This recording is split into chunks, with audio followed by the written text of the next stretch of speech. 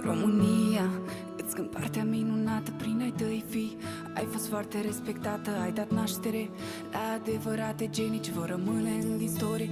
Și peste decenii ai dat naștere la campioni sporțeci, Hagilie Năstase, Nadia Comăneci, dar mândria încă-i vie și toți o iubim pe ea. O chemă Simona Halep și ne reprezintă țara. Lista poate continua, au fost minți clipitoare, mari inventatori cunoscuți peste hotare, ce ne fac să ne mândrim și să ne lăudăm când le spunem la străini că din același neam suntem. Tu române, nu o mai judeca, tu române, asta e țara ta, tu române, nu-ți mai jigni originea, tu române, mândrește-te cu ea. Suntem un popor întreg ce ne dorim o schimbare. Ei sunt foarte puțini și văd că li se pare că pot să facă ce vor ei cu viața noastră, dar până ne trezim să le arătăm că ne pasă. Motivația mea e să trezesc în tine sentimentul de mult pierdut, la o speranță în bine, să-ți reamintesc de ale noastre tradiții, obiceiurile, folclorul, dar și de superstiții. Stai puțin, adu-ți aminte și gândește de vrei să te duci departe.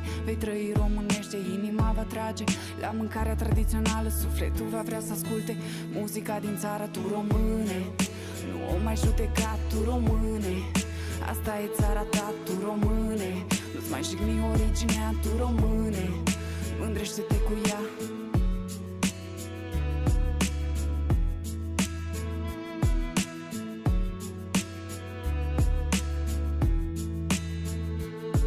România, astăzi este ziua ta și prin vers îți mulțumesc că m-ai educat așa. M-ai expus la încercări în care am riscat să pierd iubirea către tine, pentru că am plecat, dar m-am întors la tine. A fost o legere bună, eu te provoc, române, să vii, să ne luăm de mână, să lași totul acolo, să fii român aici, să ai liniște sufletească și să te implici, să sărbătorim cu drag și cu multă iubire și să ne reamintim că azi a fost Marea Unire. Azi am devenit un popor mare și unit, pentru că strămoșii noștri pentru asta au suferit. S-au zbătut să o unească pentru ai lor urmași, de-a știe că tu acum animă nu o lași. De-a ști Ștefan cel Mare ce facem noi cu ea, sau Marele Vlad Țepeș că a luptat degeaba.